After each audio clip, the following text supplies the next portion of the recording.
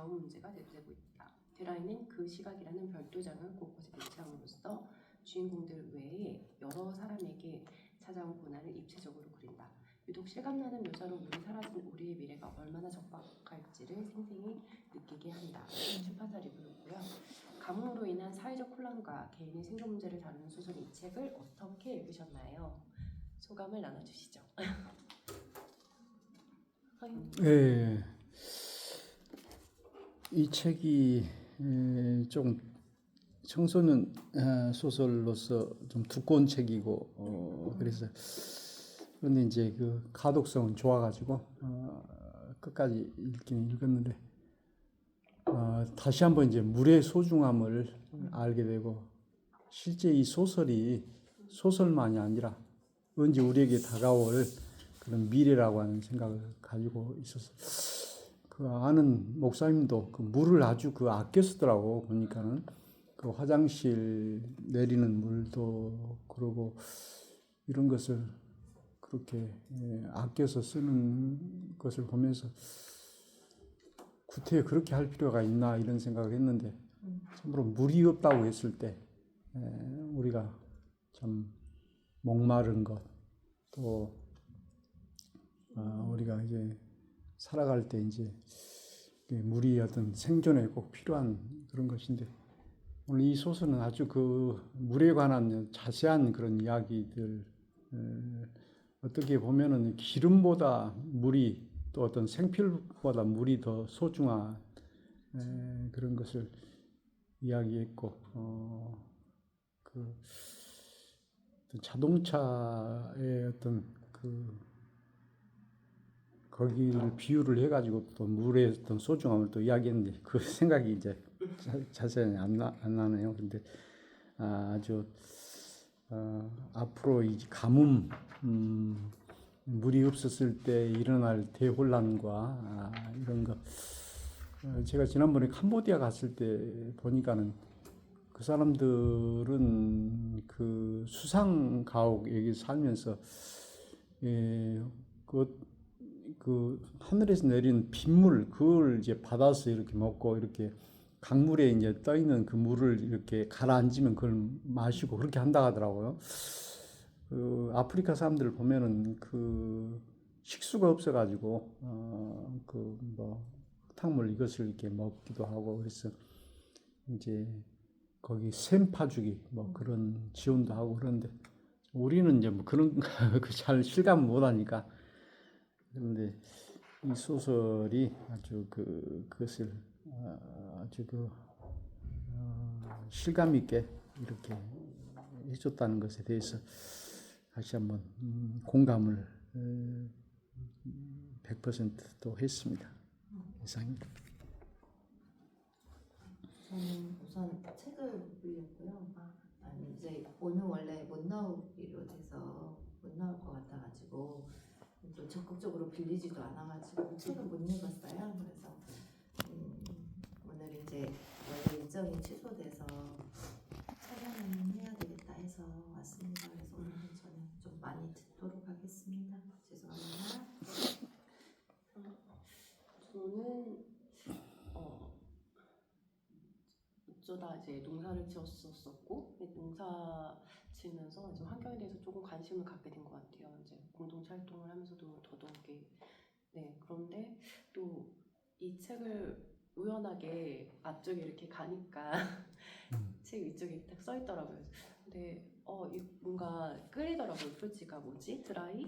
그래서 이제 우연하게 읽었는데 여러 가지 인간상을 볼 수 있었던 것 같고 단지 이제 이 재난이라는 것이 여기서 물에 대한 거긴 하지만 다른 재난들에 대한 사람들의 대처 모습들 우리는 어떤 삶을 살아야 되지? 어떤 걸 준비하고 있어야 되지? 그런 생각을 좀 많이 하게 됐던 책이었던 것 같아요. 베스트셀러가 되는 것 같죠. 네, 그때 이 작가가 쓴 책들이 좀 유명하더라고요. 저도 몰랐는데 알고 보니까 연달아서 이제 이것이 뭐 영화도 되고 그런 영화요.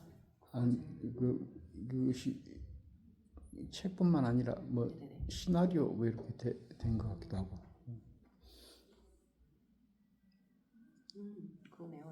영화가 있어요? 2022년도에 나온 게 있네요. 예. 뭐예요, 제목? 근데 똑같은 책인가는 잠깐만요. 저도 한번 볼게요. 이건 아닌 것 같아요. 이 동명 그거는 아닌 것 같고. 이 책은 아니고. 예. 네, 그냥 재난 영화. 네, 이거는 좀 다르죠. 이게 19년도에 나온 거라서 22년 거라서 긴가 했는데 아니에요. 예. 혹시 인상 깊었던 문장이가 내용 있으셨어요? 예, 저는 이제 제일로 그 해설도 네. 잘 해놓았고 역자 해설도 뭐 그 뒤에 이게 그 좋은 것 같은데 마지막 문장이 그 여기 선택 논제 2번에 나와 있네요. 그 이 물은 희망이고 환이다. 우리 안에서 마르지 않고 샘솟는 모든 것이다 하는 이런 뭐 결론적인 문장이 아주 인상 깊었습니다. 생명과의 그래서 그 사막 지역에 산 사람들은 이 물을 찾다가 그 모래를 보고 이렇게 물로 이렇게 착각을 한다고 그래요. 그래갖고 거기서 죽고 그런다고 하는데 그래서 이제 이 성경에도 보면은 그 광야에서 물이 없는 그런 곳에는 사람도 못 살고 모든 사람은 못 사는데 물샘 열둘과 종려나무 그 가지 그 샘과 이제 그 나무가 있다라고 하는 것은 물이 있다는 것을 말하잖아요. 그래서 나무가 있으면 사람도 살 수 있다는 것. 그래서 이제 물은 또 희망이고 그 김지아 씨의 시 중에 그 타는 목마름이라고 하는 그 민주주의의 만세라는 그런 제목이 있는데 민주주의를 그렇게 목마르듯이 이렇게 타는 목마름으로 이렇게 사모한다는 그런 것이고 그 성경에도 이제 시편 23편에 내가 주님을 그 사랑하는 것이 갈망한다 이런 말이 있어요. 갈망이란 것도 이제 타는 그런 갈증을 이야기하는 것인데 어떤 그 물이 어떤 육신적인 물뿐만 아니라 어떤 그 소설가 김미옥 씨 같은 경우는 그런 이야기 하더라고.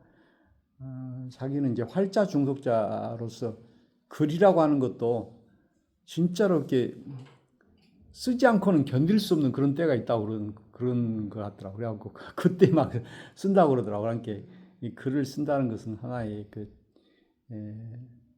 또 스트레스 해소도 되고 또 치유도 되고 그래서 어떤 이런 목마름이 어떤 그 향학열이라든지 이런 것들이 있다는 것이 참 좋은 것 같고 그래서 요한복음 4장의 수가성 물가의 여인의 그 이야기도 보니까는 이 물을 이제 구원으로 이야기하고 또 생명수로 이야기했잖아요.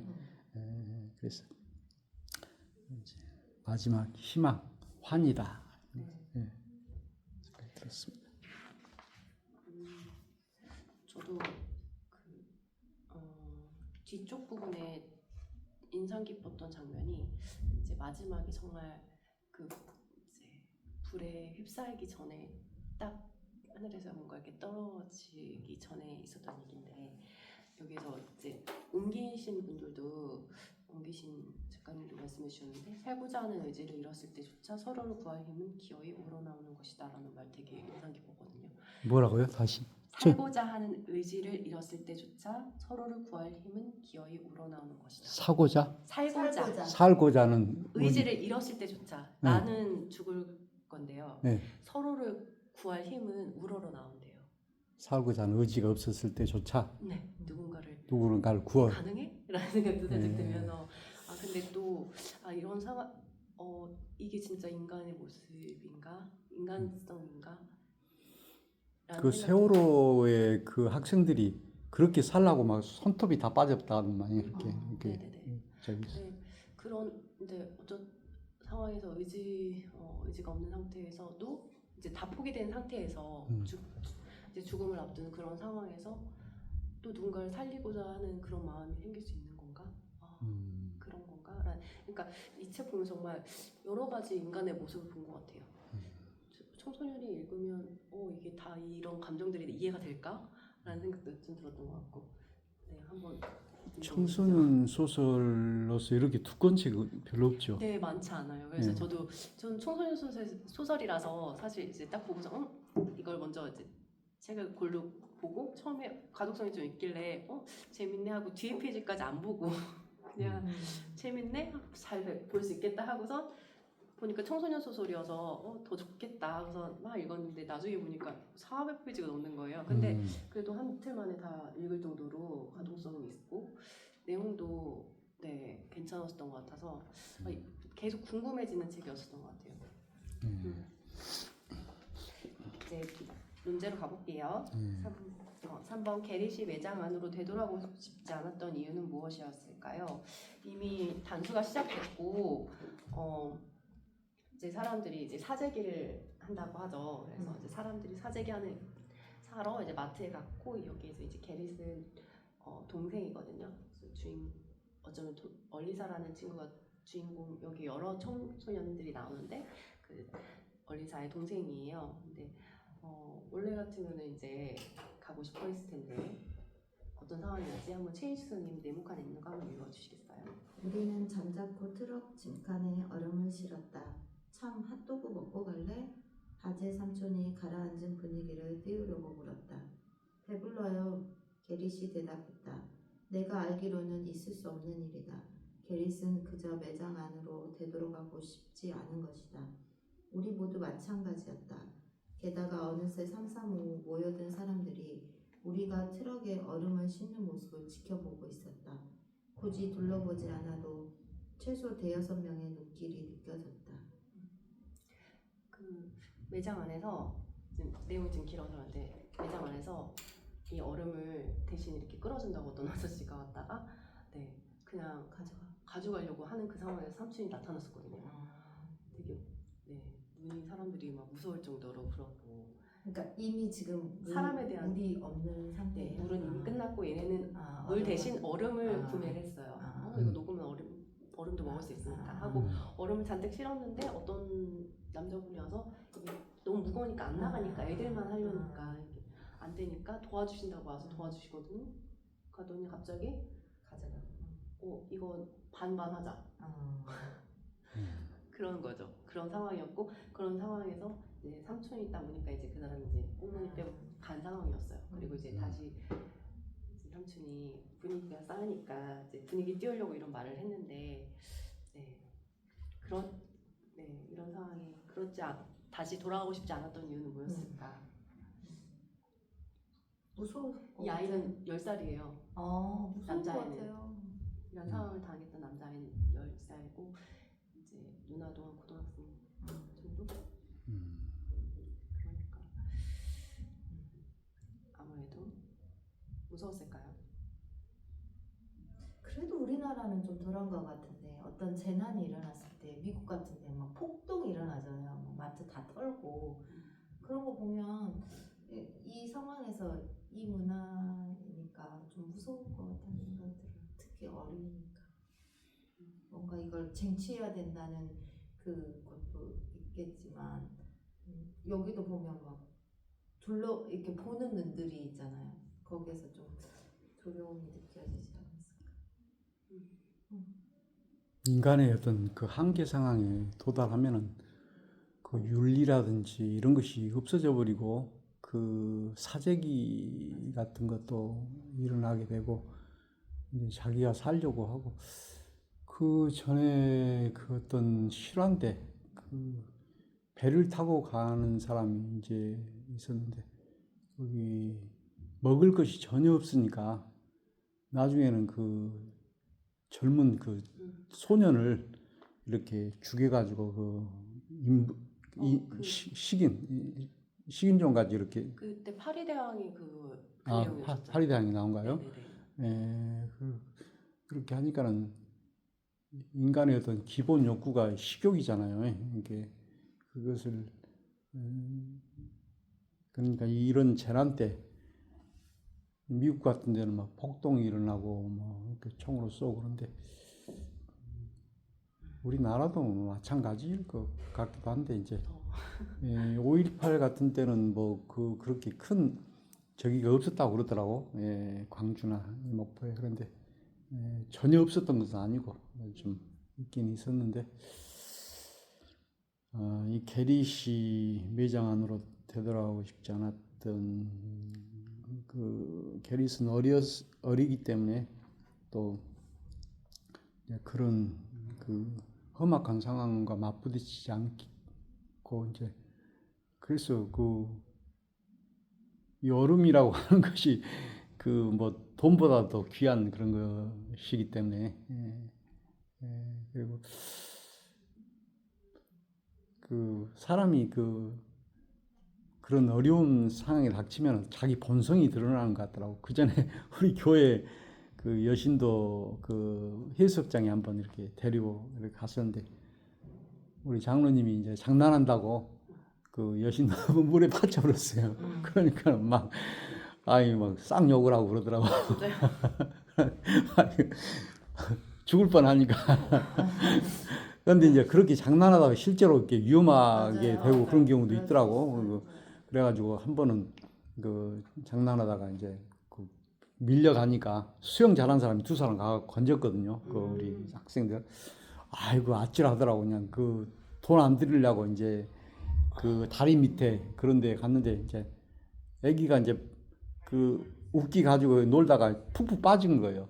나는 수영을 못하고 그러는데 이 다리 밑에서 이제 그 보고 있는 사람이 수영을 잘하는 사람이 건져주더라고. 그런 게 진짜 고맙더라고.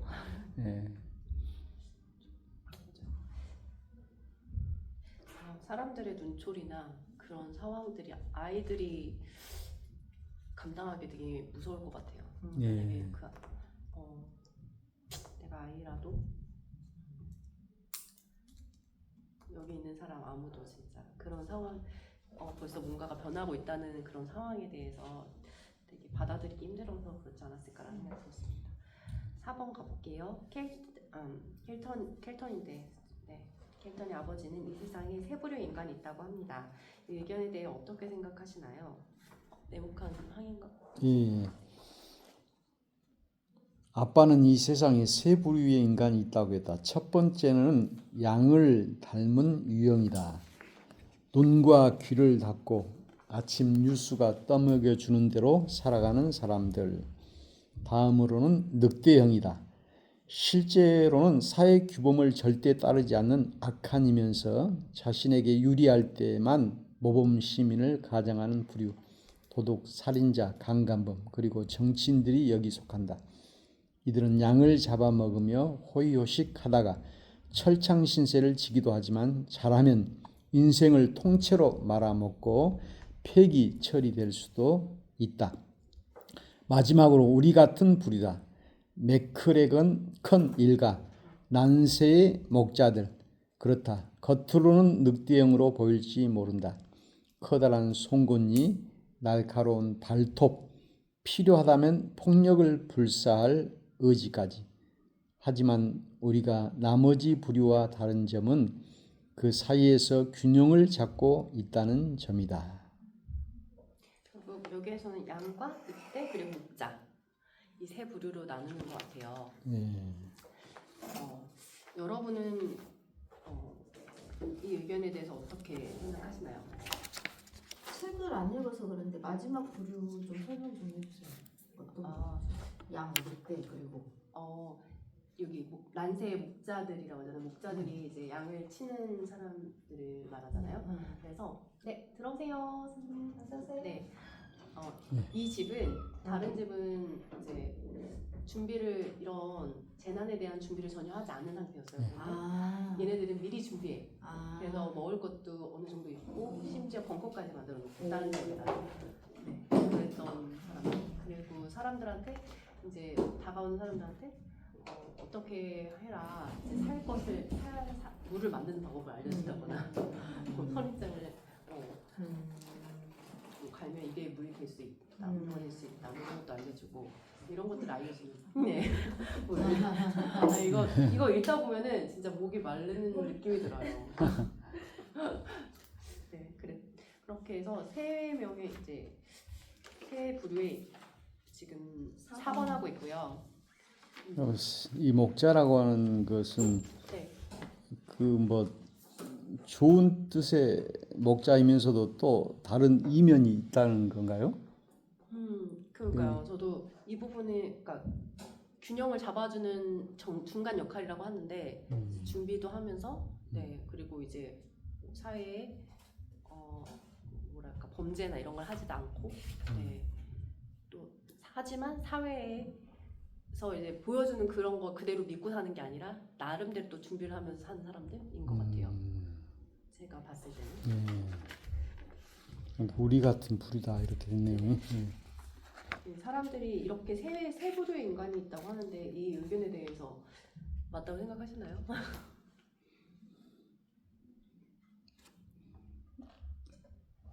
이런 인간이 맞는 것 같네요. 그런데 양이라고 하는 것은 너무 순진하고 또 이렇게 사는 사람을 또 뭐 호구라고 그러는 것 같아요, 요즘에. 그래서 착하다라고 하는 말을 요즘은 뭐 좋은 말이 아니라고 그렇게 이야기하는 것 같고, 늑대 같이 뭐 자기 이속만 챙기고 뭐 이런 사람도 있겠죠. 저는 켈턴의 아버지가 말한 거잖아요.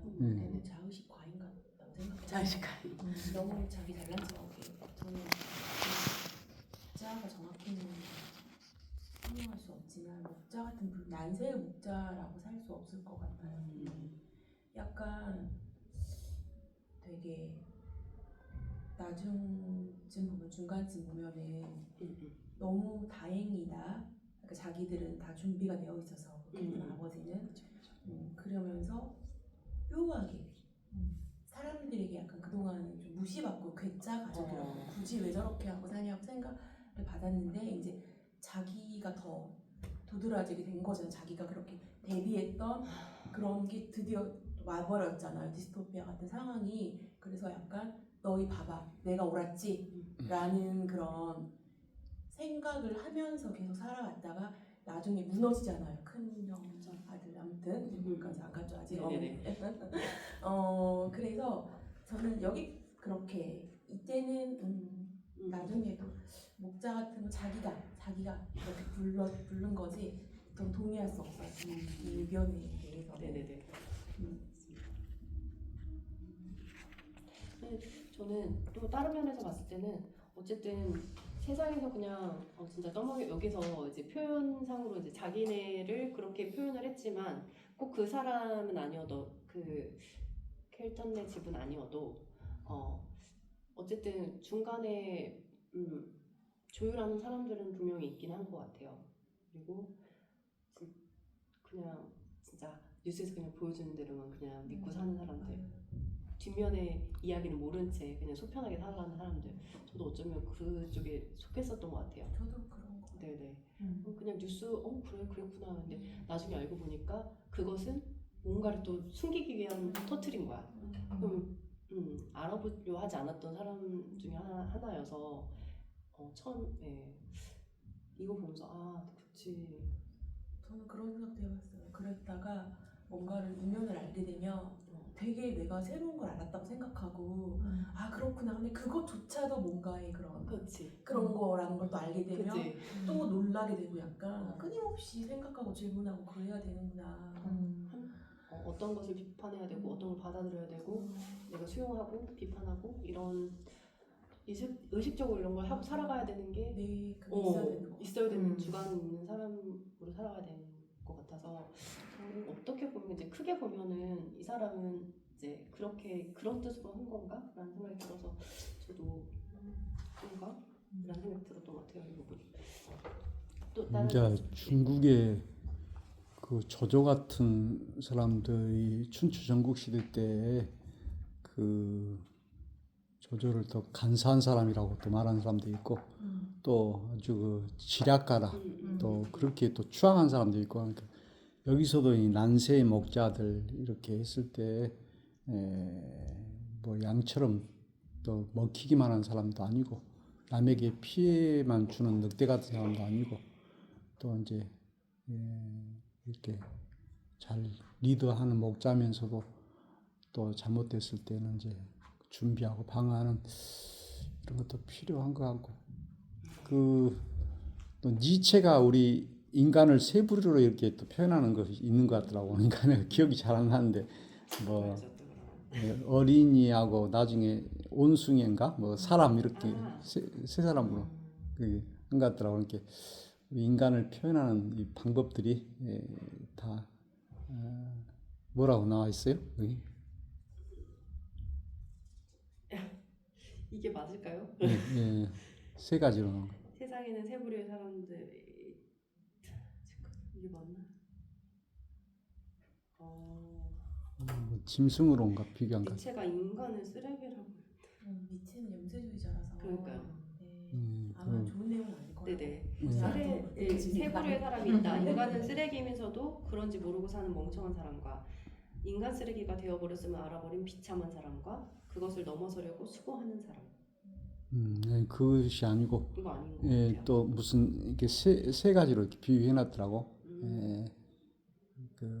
이거 네. 동물로 말씀. 예, 동물로 낙타? 맞아. 이거 맞나요? 예. 아하. 인간의 대다수는 낙타이다. 참을성이 많고 성실하고 절대 복종하는. 그리고 사자의 부류. 자유정신, 부정의 정신. 하기 싫은 건 노라고 말한다.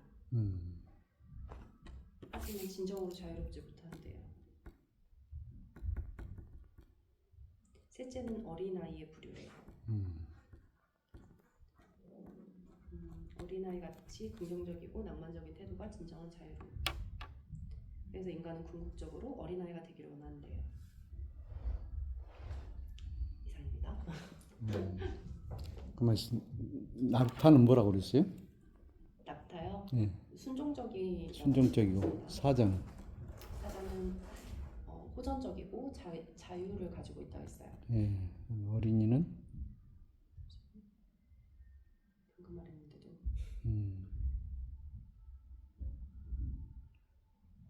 어린아이들은 현재와 앞날을 걱정하지 않고 자신이 하는 놀이나 일을 즐긴대요. 이렇게 어린이로 이제 가야 된다 그 말이구만요. 네. 여러 가지. 저는 켈턴이 되게 귀여웠거든요. 일단 캐릭터. 켈턴이 너무 귀엽고, 그러니까 되게 성장설이 있잖아요. 네네. 여자기도 하니까 그러니까 모든 소설의 문학 작품은 그러니까 따라 읽으면서 감정이입하게 되는 인물을 하나가 설정에 나도 모르게 그렇게 가잖아요. 이제 얼리사에 입을 하면서 읽게 되잖아요. 근데 켈턴이 너무 귀여웠어요. 켈턴이 너무 귀엽고 너무 좋고, 그리고 이제 사람을 그렇게 분류했지만 아빠는 켈턴은 얼리사의 사슴이라고 생각하잖아요. 그죠. 너무 귀엽잖아요. 사슴. 아무것도 잘 지켜줘야 되는 사슴.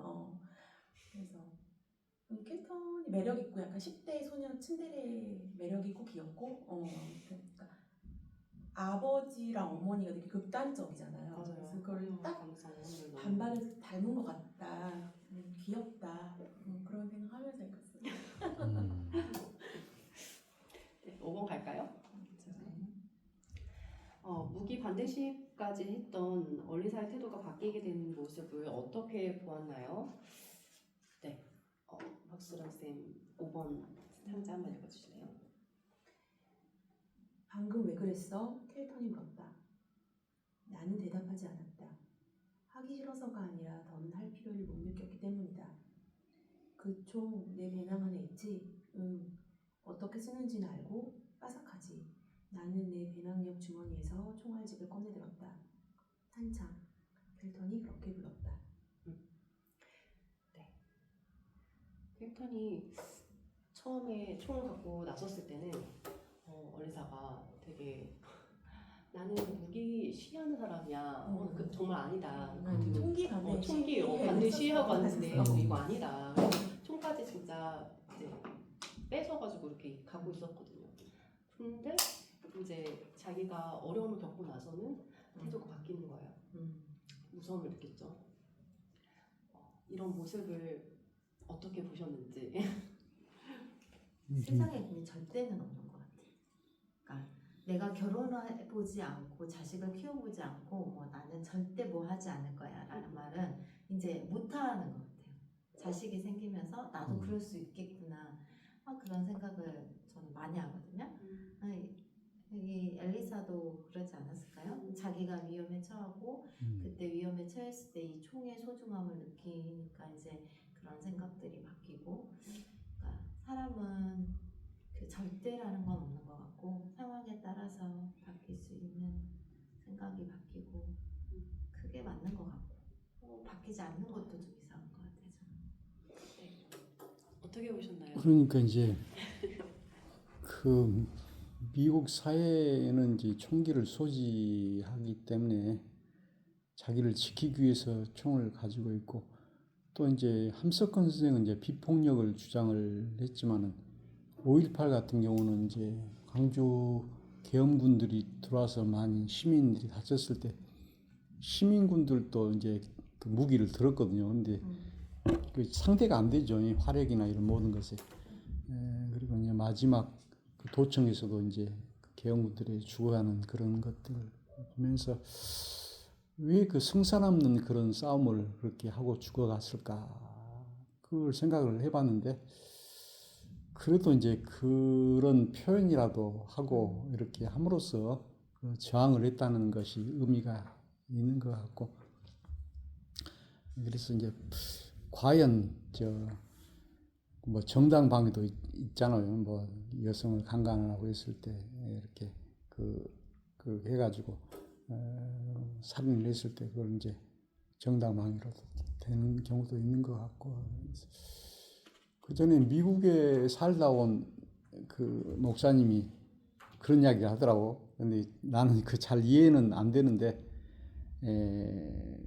이제 그 깡패가 이렇게 그 차에 이렇게 오니까 막 시비를 걸러 오니까는 이 사람 미국에 있어 놔서 그 칼을 이렇게 수건으로 이렇게 이렇게 가지고 있었는가 봐요. 그러니까 칼을 빼가지고 이렇게 이 핸들 여기를 이렇게 탁탁 치니까 무서워서 도망갔다고 그러더라고. 그러고 그 세차를 맡겼는데 그 뒤에 칸에 칼이 있는 걸 보고 아주 그 이제 세차하신 직원이 막 뭐 아주 그 깍듯하게 인사했다고 그런 얘기하고 그러더라고. 근데 그 어떻게 보면은 이제 그 때로는 호신이 필요하고, 우리 북한 같은 경우도 핵을 가지고 있기 때문에 지금 저렇게 떵떵거리고 이렇게 자유롭게 이야기할 수가 있는 것이고, 그리고 이제 우리나라도 이제 미국에 종속되어 있고, 그런 속에서 작전 또 전부 미국에 다 속해 있잖아요. 힘을 가지고 있다는 것이 어떤 무기든지 돈이든지 지식이든지 이런 것이 있어야만이 남한테 안 당하고 그런 자기 방어를 할 수 있다는 생각도 드네요. 저는 이 소설이 되게 무거운 주제잖아요. 무거운 주제임에도 불구하고 청소년 소설이기도 하잖아요. 그래서 되게 신선했고, 또 너무 무겁게만 표현해내지 않으려는 작가의 그런 시선들이 느껴져서 되게 흥미롭게 읽었거든요. 그리고 처음 알게 된 작가인데 너무 좋아서 막 검색 많이 해보고 있거든요. 그래서 이제 책 그런 시점에서 볼 때 이 5번 같은 경우는 여기서 이제 120쪽쯤에 넘어가면 처음에는 캐릭터는 얼리사를 좋아하지만 얼리사는 캐릭터는 되게 이상한 아이라고 생각하거든요. 대부분 그 동네 아이들이 그랬을 거예요. 어른들도 물론이거든요. 그 캐릭터 가족들은. 그런데 이제 이상한 아이라고 생각하는데 캐릭터는 또 여기서 확신의 남주라고 생각했던 122쪽에 이제 그 얼리사 부모님이 물을 구하려고 그 남매만 두고 이제 어디를 떠나게 되는데 하룻밤이 지나도 돌아오지 않는 거예요. 엄마 아빠가. 그래서 동생은 초등학생이고 그러니까 너무 걱정이 되는데 그때 이제 켈턴이 오는 거야. 걱정이 돼가지고. 그래서 너네 집에서 내가 지켜줄게 잘게. 처음에는 되게 막 싫다고 막 하는데도 이제 막 그렇게 하는데 그래서 켈턴이 이제 혼자 생각해요. 그래서 너무 멋있는 대사인데 나는 오늘 그러니까 총을 그러니까 잠깐 집에 들렸다 올게 그 이유가 총을 챙겨서 오려고 하는 거야. 근데 이제 그때까지 싫어했죠 얼리사는. 근데 이제 총을 만지작거리면서 생각하는 거야. 나는 오늘 어둠도 아닌 빛도 아닌 느낌이었다. 너무 확신의 청소년 남자 같죠? 상관없다. 얼리사와 게릿 남동생 얼리사와 게릿의 최전 방어선으로서 지금 내가 되고자 하는 것이 바로 그런 존재이니까 나는 권총을 벨트에 쑤셔박고 서둘러 계단을 내려와 대문을 활짝 열었다. 이제 가는 거 지켜주러 가는 거예요. 너무 귀엽잖아요. 그러니까 그 켈턴한테는 그 총이 자기가 사랑하는 아마 10대들이 그렇겠지만 물론 저도 그렇지만 전 인류를 구하고 이런 거보다도 그냥 내 옆에 이웃, 내 가족, 내가 사랑하는 내 친구를 구하는 목적이 아마 컸을 거예요. 켈턴한테는 그 작은 감정들이 모여서 큰 이유가 되는 건데 그런데 이제 근데 총을 싫어하다가 딱 131쪽에 자기를 지켜주려고 했던 켈턴을 보고 얼리사도 약간의 켈턴을 한 발짝 이렇게 마음에 들여놓는 그런 장면이라고 저는 생각했어요. 만약에 1쪽은 사진 네, 그냥 위에서 찍을게요.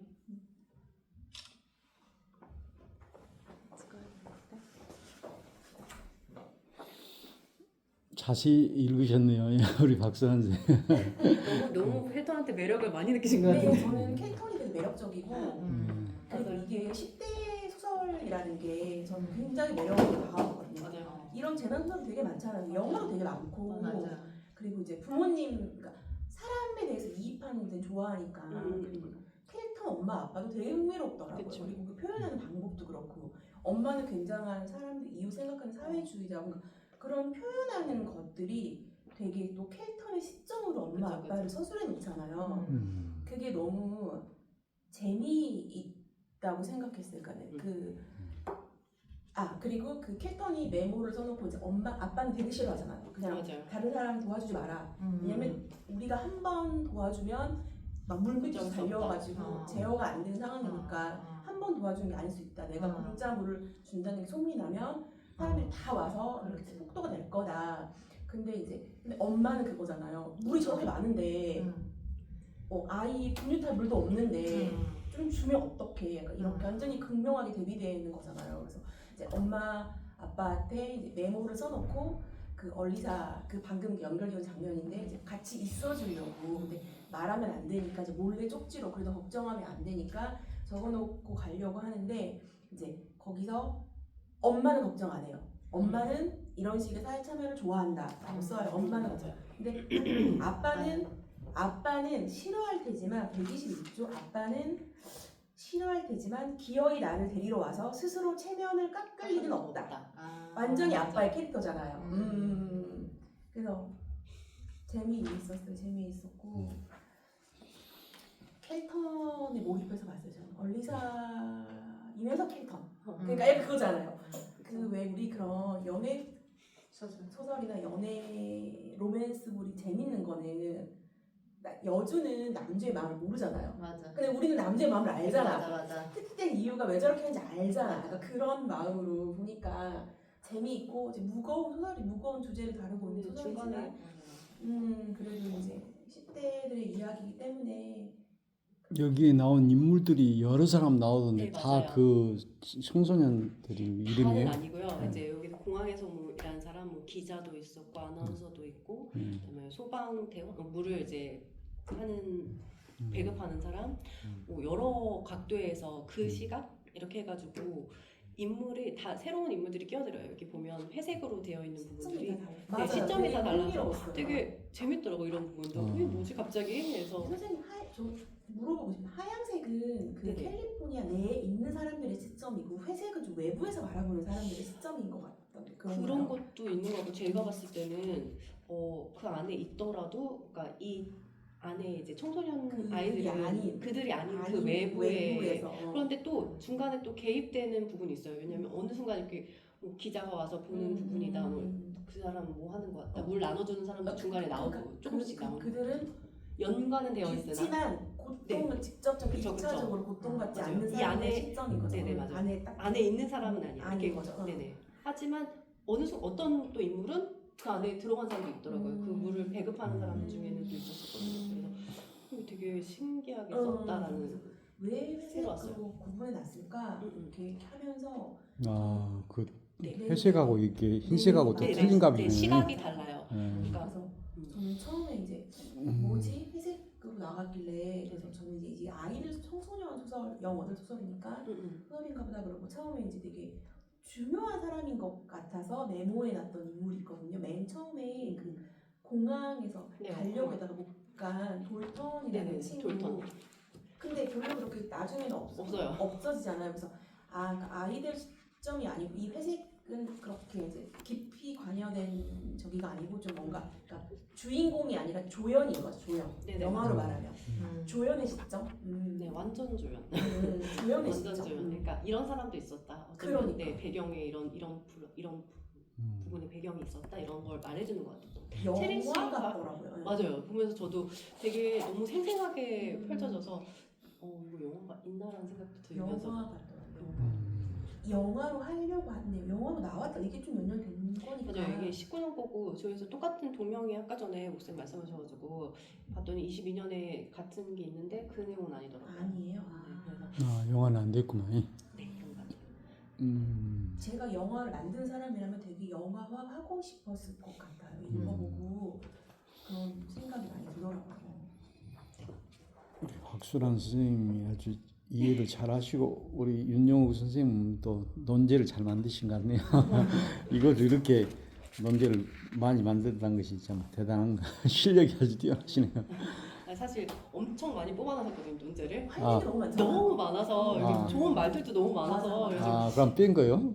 네, 그래서 그냥 그래도 좀 더 쉬운 걸로 하면서 좀 추린 겁니다. 추린 예. 거예요. 네. 네. 논제 그리고 만드는 것이 이번으로 어려운데. 가볼까요? 예. 네, 켈턴이 벙커로 가기 전 아버지의 결정과 태도를 보고 생각하는 부분을 어떻게 보았나요? 네, 최인수 선생님. 어릴 때는 누구나 부모를 우러러본다. 우리 눈에 비친 부모님은 완벽하다. 주변 세상과 나 자신을 재단하는 척도니까. 10대가 되면 슬슬 부모님이 회방꾼처럼 느껴진다. 더는 완벽하지 않을 뿐더러 심지어 내 인생을 쥐고 흔드는 것 같다. 그러다가 어느 순간 깨닫게 된다. 부모님은 영웅도 아니고 악당도 아니라는 사실을. 그저 나약한 인간이라는 뼈아픈 진실을. 문제는 우리가 그 진실을 인정하고 받아들일 수 있느냐다. 네.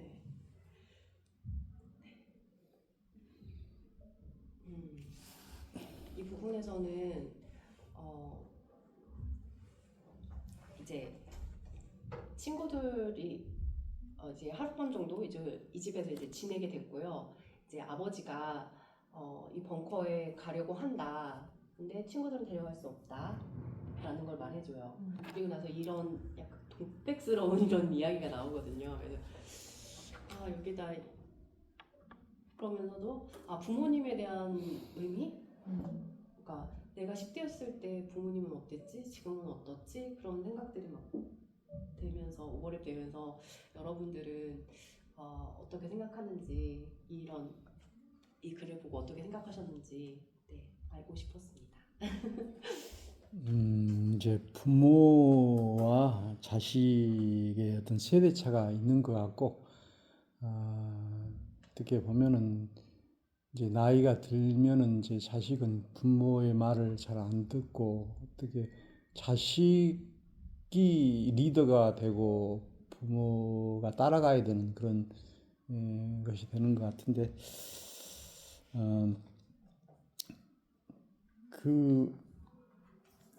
여기 보니까 부모님은 영웅도 아니고 악당도 아니고 나약한 인간이지만은 우리가 그 진실을 받아들이고 인정해야 된다라고 하는 것처럼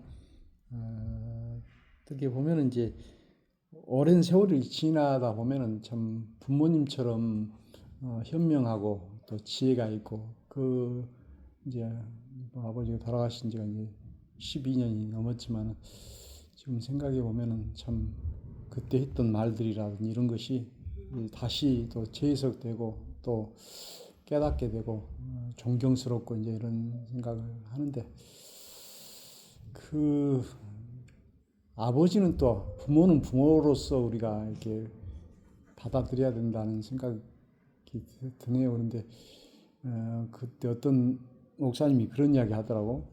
교회에서도 이 선생과 학생의 관계와 또 주인과 종의 관계 이런 것은 상하관계가 되고 그래서 학생이 이제 더 잘하면 선생을 뛰어넘을 수도 있고 이렇게 하지만은 아버지와 아들과의 관계는 그 영원한 이제 부자의 관계이기 때문에 부모가 못 배우고 그렇게 하더라도 존경해야 된다 해서 이제 교회에서 목사와 성도와의 관계를 이제 계속해서 뭐 가르치는 선생과 제자의 관계가 되면은 그것이 이제 청출어람이 돼가지고 제자가 더 뛰어날 수도 있지만 부모와 자식과의 관계가 돼야 된다는 그런 것을 좀 강조하는 그런 생각이 드네요. 그래서 이제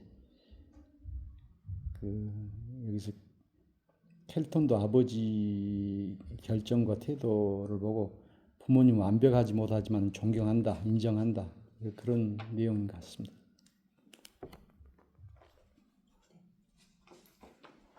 설아 선생님 어떠셨나요? 그러니까 이게 아무래도 청소년 소설이니까 저는 되게 이제 이런 것들이 좀 뭐랄까 나이 많은 작가가 쓰면 좀 교조적인 내용이 들어가서 조금 껄끄러운 느낌도 있고 그리고 저는 이제 요 비슷한 여기 그러니까 어린 청소년들이기 때문에 부모님과의 관계가 있을 수밖에 없잖아요. 그쵸. 원리사도 그렇고 그래서 저는 이것도 그렇고 91쪽 중간쯤에 보면 그 얼리사가 생각하는 장면이 나오는데 이제 엄마 아빠가 물 구하러 갈게 보내면서 이제 이게 되게 10대들이 정말 그렇게 생각하나? 10대들은 자기 부모만큼 지루한 사람이 없다고 투덜거리다가도 가끔은 부모님이 생각보다 멋진 분들이라는 사실을 깨닫고 난다.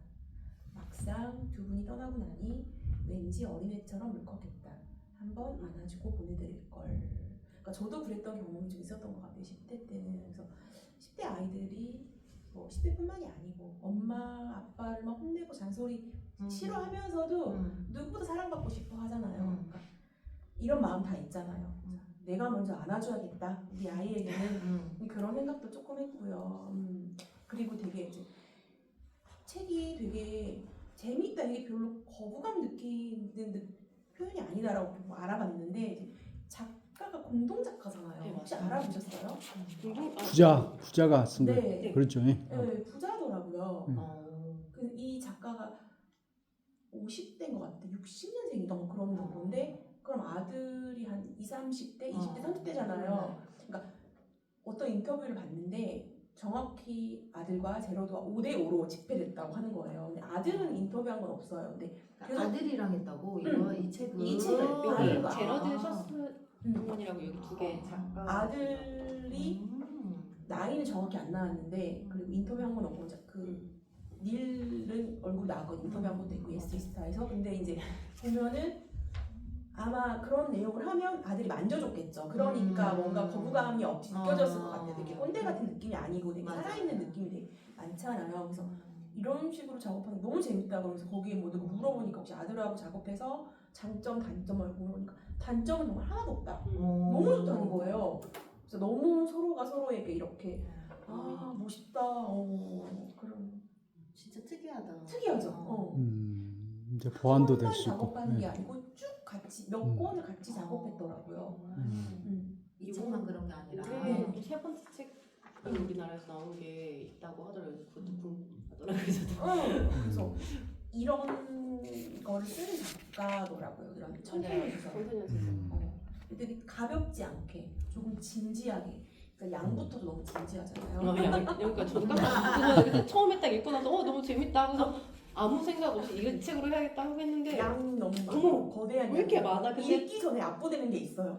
그쵸. 근데 또 읽다 보면은 금세 읽어져서 저도 깜짝 놀랐어요. 나는 이 책 일주일 전에 빌려가지고 아니 다 읽고 갈 수 있을까 그냥 읽는 것으로 그 목적을 삼고 했는데 다 읽긴 읽었어요. 네. 네. 생각보다 가독성이 있어서 그래서 시원하네 이 책. 나 이 정도면 못 읽을 텐데 그래서 그냥 우연하게 발견한 책이어서. 네. 아 우연하게 발견하셨어요? 네. 너무 재미있고 저는 다음 네, 저도 그래서 처음에 딱 표지 보고서 뭐지? 궁금해 여기 갔을 때 공공도서관 봤는데 있길래 뭐지? 하면서 딱 봤는데 괜찮은 거예요. 그래서 좀 읽다가 이거 재밌는데 읽어봐야겠다. 또 책에 대해서 이제 책을 골라야 되니까 그 이제 순서가 제가 아니면 또 급하게 또 바뀌게 되니까 찾아봤죠. 평도 괜찮은데 그래가지고 그냥 무작정 맞아. 골랐습니다. 페이지 안 봤는데 읽다 보니까 400페이지 넘잖아. 그리고 막 여러 가지 막 우리나라 국내 한국 사회에서 있었던 일들이 막 떠오르잖아요. 그래서 맞아요. 떠오르지 않을 수 없잖아요. 음. 막 뭐 불과 가깝게는 코로나 사태, 맞아요. 마스크 살려고 막 줄지어서 맞아. 그런 것들, 막 그다음에 뭐 세월호도 그렇고 막 구해야 되는데 막 가만히 있으라고 하고 막 그런 것들 맞아요. 여러 가지 것들이 진짜. 떠오르면서 더 이입해서 볼 수 있었던 것 같아요. 그러니까 이 책이 문어책 아니고 아까 뭐 영화 할 수 있다고 이렇게 한 것처럼 시나리오 같이 구어체고 또 단문이고 맞아요. 그렇게 해서 단문이어서. 예, 좀 그런 것도 있는. 이야기하듯이 이렇게 쭉쭉 맞아요. 예, 그렇게 된 것 같아요. 네. 그래서 제가 여기에서 그 문제를 썼던 게 아이들이 생각하는 우리는 어떤 부모의 모습이었나라는 생각이 듣기도 하고 제가 10대 때는 어땠었나 부모님은 어떻게 생각하고 언제부터 부모님이 좀 더 이해할 수 있게 됐었지 그런 생각을 하면서 네. 근데 여기 킬트는 한 10대거든요. 10대 후반 정도 되는 아이인데 이걸 벌써 알았다고? 애늙은이. 그러니까 가정의 분위기도 있었겠지만 네, 대단한데 그런 생각이 들었던 것 같아요. 7번으로 가볼게요. 네, 헬리는 자신의 집에 침입한 아들에게 TV를 보여주며 자신만의 생각을 정리합니다. 이런 헬리의 생각 어떻게 보셨나요? 상인 예. 분별 없고 막대 먹은 자들을 상대하려면 집중력과 냉철한 이성, 극도의 인내력이 필요하다. 즉 평상심을 유지해야 한다. 내가 감명 깊게 읽은 책 피어스 티드웰의 역전의 힘에서 강조한 내용이다. 그때 죄송해요. 기질을 발휘하려면 감정을 다스리는 법을 배워야 한다. 그래야 바람직한 결과를 얻을 수 있다. 감정에 굴복하지 말고 감정을 이용해야 한다. 네, 새로운 또 애들이 여기 많이 나오는데 네, 되게 치밀한 부잣집 아이 이렇게 설명하면 될까? 더 켈턴보다 더 네, 켈턴보다 더 어. 뭔가 네 계산적이기도 하고 되게 어쩌면 이거 무섭어요. 사실 이런 애 좀 부담스럽고 무섭다. 그랬던 생각이 들었던 것 같아요. 그리고 심지어 이제 이런 자기 집에 이제 어쩌면 침입자들이잖아요. 그런 아이들이 왔을 때 너무나 침착하게 또 그 안에서 또 거래를 하려고 하고 뭐 이런 상황들 하면서 또 이렇게 생각하는 것 자체가 애들이 이렇게 TV 틀어놔놓고 이거 봐라 하고서 생각하는 게 야 이 뭐지? 약간 섬뜩도 하고 네 아이들이 이렇게 생각할 수 있나? 이런 재난 상황, 디스토피아적인 상황을 다루는 소설이나 뭐 영화를 보면 보통은 아이들이 주체적으로 어떤 캐릭터를 담당하진 않았던 것 같아요. 제가 알기로 어른들, 그러니까 그런 디스토피아적인 그쵸. 상황이 그것 자체가 아니고 거기 발생해서 다양한 인간 군상들에 대해서 그죠. 얘기하고 싶어하는 작품들이 많잖아요. 맞아요. 그러면 뭐 이런 어른 저런 어른이 있고 맞아요. 아이들은 되게 소비되잖아요. 그냥 연약한 존재. 맞아. 어른이 바라본 아이, 이 아이를 끌고 갈 것인가? 그죠. 뭐 놀 것인가? 뭐 맞아. 이렇게 힘없는. 근데 이 책은 아이들이 뭔가 다 주인공이라서 주게 되죠. 아이들 그 10대가 가질 수 있는 그 여러 아이들의 군상을 다뤄주는 게 되게 매력이 있다고 생각했어요. 그래서 필요한 인물, 여러 인물 어떻게 보면 맞아요. 얘기할 수 있는 필요할 것 같기도 하고 어떻게 보면 이 소설이 진행될 때 다각도로 이렇게 재미있어지기 위해서 왜냐면 계속 이 중반 이후에 나오잖아요. 계속 캐릭터는 얼리사 그다음에 제키도 약간 정형화된 인물이잖아 어떻게 보면 약간 이렇게만으로는 우려가 뭔가 탁 나온 제키는 거. 지금 되게 보면 진짜 뭐랄까 정형화됐다고 했는데 왜 갑자기 이 상황에서 이렇게 툭 튀어나오지? 되게 다혈질일 것 같은데 또 이럴 땐 또 이성적이고 그러니까 물론 중간에 걔가 무슨 병이 있었다고 그랬죠? 뭐 아무튼 정신적인 뭐 엄청 공부도 엄청 잘했는데 네. 뭐 그런 정신질환 그런 상황들 보면서 캐릭터들 정말 새롭다.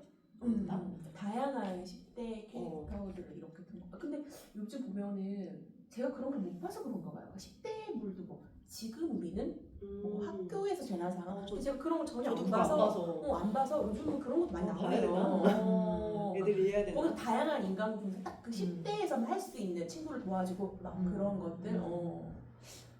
뭐 이렇게 일하려면 공포 같은 거 별로 안 좋아해서 그러니까 저는 사실 이렇게 아이가 이렇게 생각했다는 거에 대해서 되게 무서웠거든요. 섬찟한 네. 그러니까 심지어 얘는 중3 그러죠. 더 어리잖아요. 8학년인가 뭐 그랬던 8학년이었어요. 8학년. 8학년이면 나는 몇 학년인지 잘 모르겠지만 중2? 중2, 중3? 그죠 중2, 중3 청소년 시대에는 질풍노도시고 뭐 앵그리 뭐 맨이란가 그렇게 이야기하는 것 같은데 그 애들은 무서운 것이 없는 것 같아 보니까 그런데 여기서 이제 감정을 잘 다스려야 한다는 거 이야기처럼 이 감정이라고 하는 것이 꼭 나쁜 것만은 아니고 우리 모두에게 다 있는 것인데 지난번에 어떤 책을 보니까는 목사도 감정 노동자라고 그런 말을 하더라고. 항상 그 밝은 모습을 보여줘야 되고 그런데 뭐 실망할 수도 있고 또 우울할 수도 있고 그런데 모든 우리 사람들이 다 감정 노동자인 것 같아요. 그래서 요즘은 이제 마음 챙김이라 이런 것도 있더라고. 우리의 마음을 이렇게 챙기고 그런데 어떤 사람은 화를 이렇게 그 조절을 못하는 그 사람이 있더만. 그런데 그런 것도 이제 요즘 그 청문회나 국회의원들 보면은 막 민주당 사람들 보니까 막 그런 거 나오더만 보니까 어제도 보니까 근데 그러니까 너무 거기 감정 몰입하고 흥분하다 보니까 이제 그런 것이 있는 것 같은데 그 폭력 사태까지도 되고 그런다는데 가끔 우리의 감정을 저기 스탑할 수 있는 어떤 멍때림이라든지 어떤 남자분은 부부싸움 하면은 그 바깥으로 나가가지고 한 바퀴 저 돌고 온다 하더라고. 그러면 이제 그 꺼진다 하더라고. 그 1분, 5분 그 순간을 못 참아가지고 이렇게 싸우고 나서 또 후회하고 그런 것처럼 여기 정리하고 감정을 다스리고 하는 것이 중요한 것 같아요.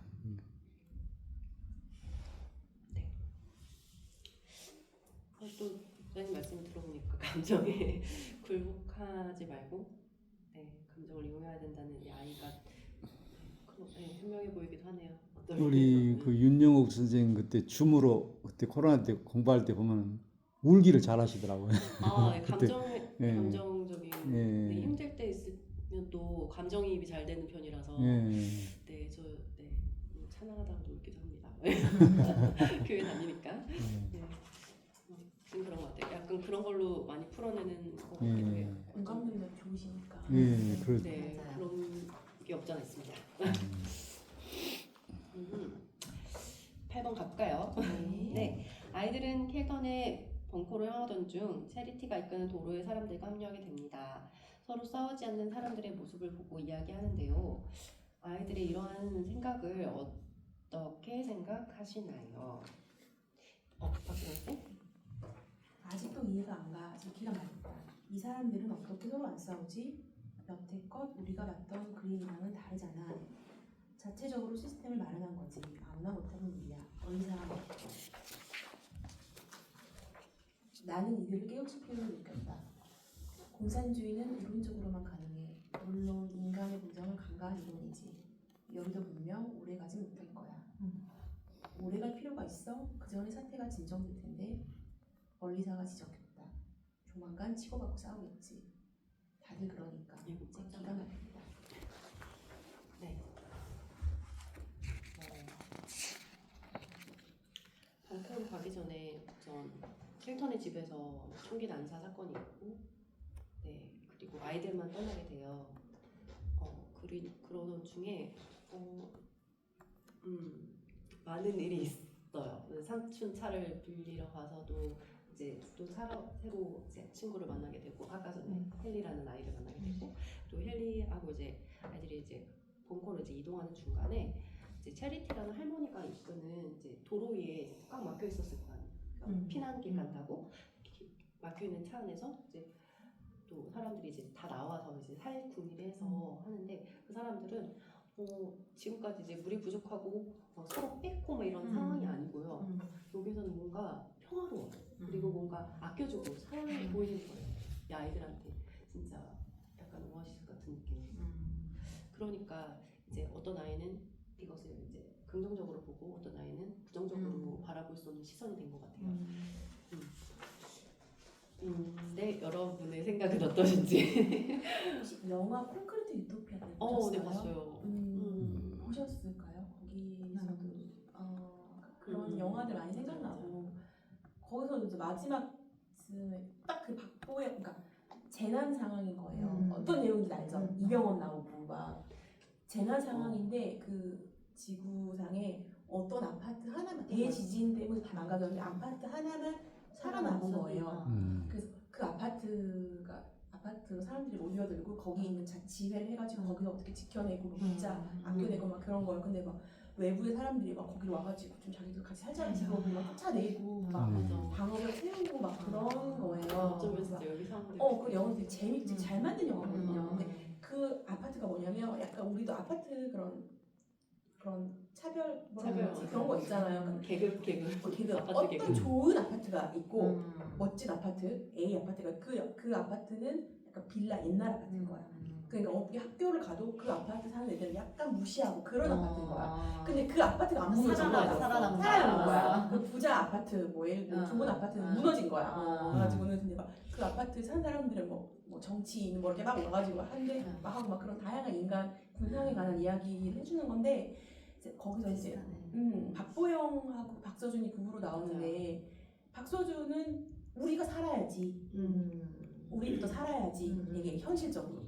박보영은 간호사기도 하고 본인도 임신했거든요. 되게 그런 박애주의자예요. 그래서 막 자기 먹을 거 아껴서 줘야지 막 이렇게 하고 막 뭐 그런 여러 가지 일이 있고, 이제 박서준이 죽고 박보영만 살아남아서 이제 터덜터덜 가는데 거기에 어떤 장소를 발견해요. 근데 그 장소는 그런 아비규환이 아니고 사람들이 오셨냐고 반겨주는 거. 자기도 외부인이잖아. 그러니까 그 콘크리트 그 아파트 세계 이후는 아무것도 없다고 생각을 하고 이제 정처 없이 막 이렇게 가는데 어떤 사람들이 있고 모여 살고 이렇게 있는 게 있어서 갔는데 불안한 마음에 갔는데 막 오시라고 하면서 고생 많이 했다고 그러면서 먹을 것도 나눠주고 막 그러면서 끝나거든요. 약간 뭔가 던져주고 약간 그게 딱 생각났어요.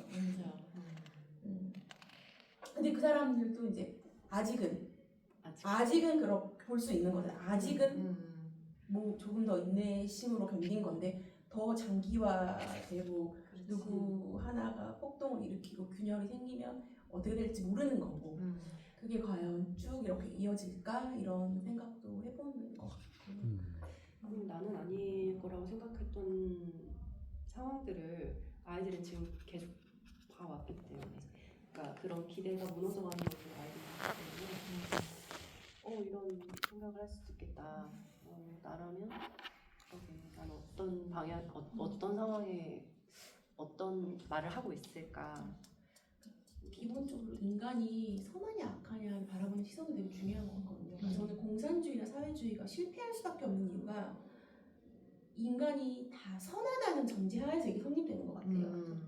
욕심이 없고, 그러니까 모두가 어느 정도 즐겁고 어느 정도 배부르게 나누고 살면 갈등이 없다고 생각한 이유의 이론이기 때문에 저는 절대로 성공할 수 없는 이론이라고 생각하거든요. 그러니까 그런 거 되게 많잖아요. 이렇게 맞아요. 다 모두가 통제해놓고 뭐 이렇게 하니까 그런 영화도 많고.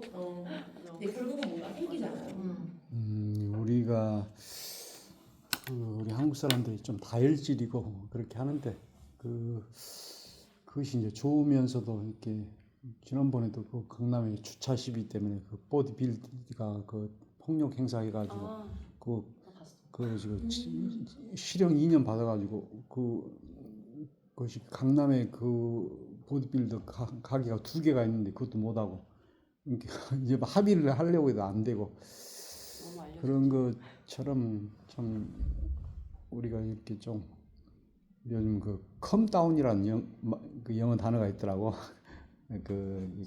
진정하라는 거 그런 것이고 이제 공산주의가 이론적으로만 가능하다는 이것은 내가 이제 그 사회주의자로 사는 것이란 그 이번에 임승수 작가의 그 책을 읽고 또 한번 강에 모셔봐가지고 자본주의 할래 사회주의 할래 이런 또 책이 있거든요.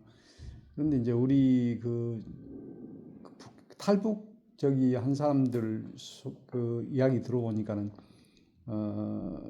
이제 그 남한을 칭송하는 사람도 있기는 있지만은 왜 자기 집이 필요하고 자기 땅이 필요하냐 이렇게 생각하는 사람도 있더라고. 다 우리가 조금 남한보다 못 살지만은 거의 행복하다는 거예요 자기는. 그래서 그 말 듣고 내가 좀 생각을 다시 해봤고, 그리고 우리 자본주의 남한에서도 거의 사회주의 정책이 지금 들어와 있어요. 왜냐하면 이것이 무상급식 이런 것도 그러고 요즘 막 돈 나눠주고 그러잖아요. 그런 거 전부 다 사회주의 이론이에요.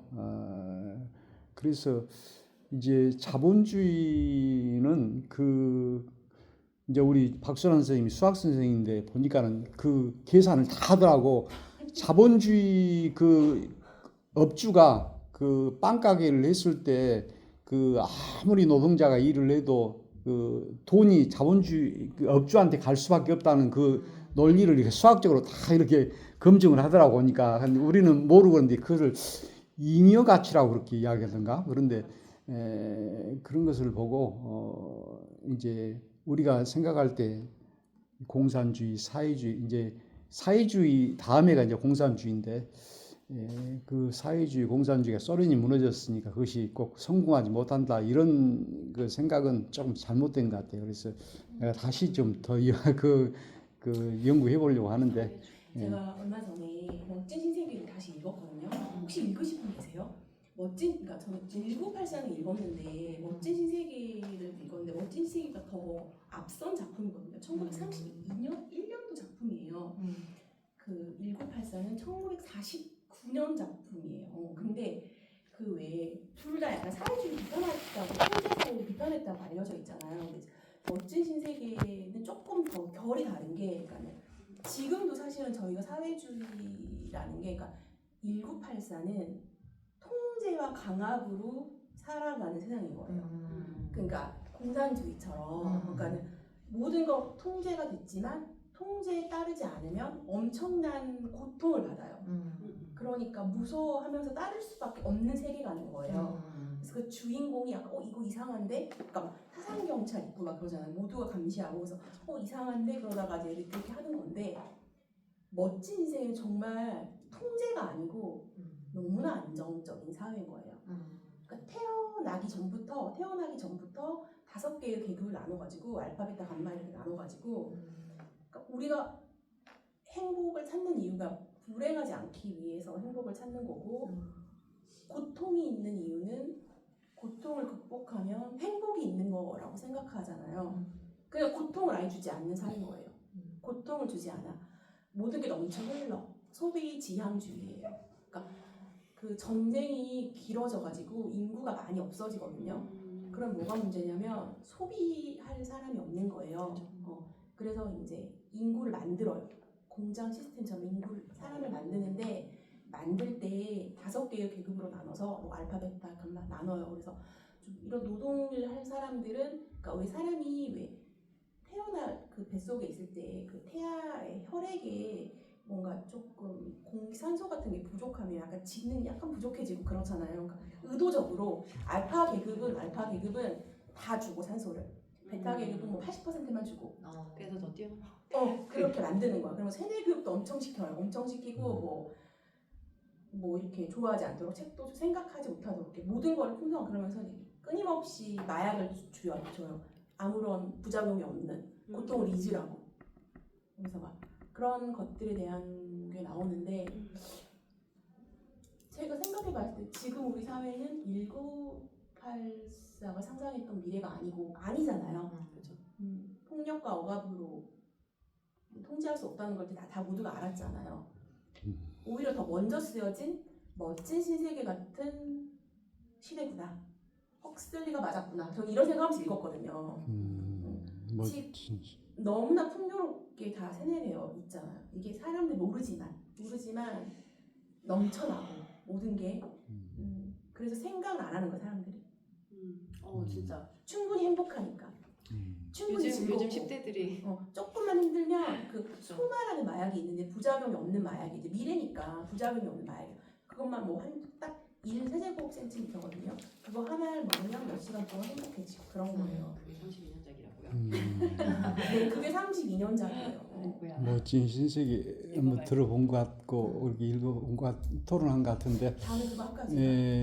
그 재밌겠다. 아까 이야기했던 것처럼 그 자본주의 사회가 자유로운 것 같지만 어떤 그 돈과 그리고 돈을 가진 사람들이 이렇게 또 미국 같은 데는 이제 무기를 가지고 있는 사람들이 조종을 하고 이렇게 하는 것 같고 지난번에 어떤 분이 그런 이야기 하더라고. 카드를 절대 쓰지 말아라. 카드가 1% 이렇게 이렇게 포인트를 준다 하고 이렇게 한다 해도 그것이 이제 소비를 유도한다는 것이기 때문에 그 카드가 없으면 안 쓸 사람이 카드가 있기 때문에 긁어버린다 이런 또 그게 주장하는 사람도 있고 그러더라고. 그런데 우리나라 같은 경우는 너무 이렇게 생산을 많이 해버려요. 필요 이상으로. 그래갖고 소비가 미덕이라고 그러는데 북한 같은 경우는 그 수요만큼 생산을 하니까는 이게 남은 잔고가 없어요. 그러니까 그래서 뭐 너무 막 쓰레기, 음식물 쓰레기, 뭐 옷 같은 것도 막 그 아파트 같은 데 보면은 새 물건 같은 것도 막 그 쓰레기 내나분 나왔더만. 잘 된다 하면 다 따라하잖아 우리는. 예, 그러니까 그런 이제 어떤 우리 자본주의 사회에서는 이제 그 가난한 사람은 배견할 수가 없고 또 돈의 힘에 의해서 이렇게 좌우가 돼버리는 그런 것이 있기 때문에 한번 이게 좀 비교를 좀 해보면 쓰겠어요. 사회주의하고. 사회주의에 대해서 또 무조건 남자지. 임승수 책이 있으니까 한번 그 쉽게 해놨더라고. 그런데 전에는 이제 그것을 못하고 그렇게 했는데 지금은 뭐 중학교 학교에도 지금 강연할 수 있도록 이렇게 한가 봐요. 그런데 전에는 이렇게 좀 뭐 조금 금서도 하고 이렇게 했는데 지금은 좀 자유롭게. 우리는 공산당이 싫어요 세대여서 맞아. 그러니까 뭔가 통제에 대한 반발이 있는 것 같아요. 맞아요. 그러니까 모두가 똑같이 한다는 거에 대해서 그 멋진 신세계 내용은 너무나 통제가 잘 돼서 계급이 있지만 계급이라고 느끼지 못하는 거예요. 그러니까 그러니까 두 번째 계급은 그렇게 세뇌가 되어 있어요. 그러니까 누구도 그걸 생각하지 않아. 그러니까 나는 1등급이 아니라서 얼마나 다행이야. 쟤네보다 힘든 일을 하지 않으니까 그렇게 어렸을 때부터 혈액에서부터 주사하는 거예요. SF 소설이 미래사회니까 그렇게 그러니까 우리도 약간 그런 알게 모르게 어쩌면 지금 사회주의에서 아까 전에 목사님 말씀하신 것처럼 지금 다 북한에서 오신 분들이 그런 그렇죠. 생각을 하고 있었다는 그럼요. 이미 세뇌되었기 때문에 그런 맞아요. 생각을 갖고 있는 건 아닐까 그런 부분에 대해서는. 그러니까 이제 세뇌가 아니고 그 사람은 자기 남편이 의사고 하이 클래스라고 그러는데 이제 중국으로 그 뭐 치료를 받기 위해서 왔는데 그 한국에 가면은 이렇게 치료를 잘 받을 수 있다 브로커한테 속아갖고 왔는데 한국에서 안 보내주는 거예요. 그 이름이 모란인가 뭐 이렇게 내가 사진도 찍고 그랬는데 그래서 그 사람은 진심으로 이렇게 판단해가고 그렇게 하는 것 같고 또 탈북민 중에서도 이 자본주의를 또 좋아하는 사람도 있고 그러니까 그러니까 약간 그 계층에 따라 다른 것 같아요. 북한으로 돌아가고 싶어 했어요. 예, 그러죠. 그런데 자기는 왜냐면 기득권이어서 기득권이니까 아. 세력을 갖고 있는 사람이면 예, 좀 그런 것도 있겠죠. 그 외에 이지성 작가가 쓴 작가를 개인적으로 좋아하지 않는데 1만 킬로미터라는 책이 있어요. 북한의 실상을 탈북민들의 실상을 쫓아가면서 다룬 책인데 이제 그 작가가 이제 말이 많은데 보면 되게 비참하거든요.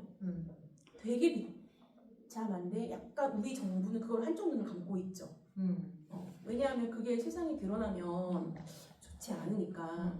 그리고 약간 교회 이야기도 나오고 그걸 이용해서 하는 막 그런 교회 이야기 나오고 하거든요. 약간 그것도 한 번쯤 읽어볼 만한 책에 북한 얘기가 나와서 1만 킬로미터라는 그 역행자 쓴 작가예요. 이렇게 이지성 작가나 이문열 같은 경우는 상당히 우파적인 그런 그렇죠. 시각이고 작가가 개인적으로 좋아하는 아닙니다. 저 아까 뭐 그런 북한 이야기도 하고 그랬는데 이제 그 아까 공산당이 싫어요 같은 이런 것은 이승복적이잖아요. 그 다 네. 조작된 거예요. 그죠. 음모 그쵸, 그런 그쵸. 경우가 많고 좀 그쵸. 통일을 어쩌면- 반대하고 네. 그래서 이제 그 이 체제 반공 논리로 인해 희생당한 사람들도 많고 인혁당 사건 뭐 민청행 사건도 있고 그러니까 저희도 네. 어쩌면 그렇게 교육을 계속 예. 받아왔었기 때문에 사회주의에 대한 인식이 그렇게 좋지는 않았었는데 또 이제 새롭게 바라봐야겠다는 생각이 드네요. 네, 선택 문제로 가보겠습니다. 얼리사는 일상으로 복귀한 사람들을 네 부류로 또 나누었는데요. 우리는 어떤 모습으로 삶을 살고 있는지, 살게 될지. 네. 만약 이런 재난이 있은 후에 우리는 어떤 모습으로 살아갈지에 대해서 여기 지금 4가지 나오는데요. 인숙쌤? 네, 먼저 실감을 못하는 무딘 부류. 이들은 꿈이라도 꾼 듯 훌훌 털고 아무렇지 않게 생활한다. 운 좋게 최악을 피해갔거나 애초부터 현실을 받아들이지 않았거나 둘 중 하나다. 나는 죽었다 깨어나도 공감할 수 없는 부류다. 마치 인간의 탈에 쓴 외계인을 대하는 느낌이다. 다음은 우리 같은 사람이다. 가까스로 살아남아 여전히 외상 후 스트레스 장애에 시달리는 부류 중 하나. 그런가 하면 성취감을 느끼는 부류가 있다.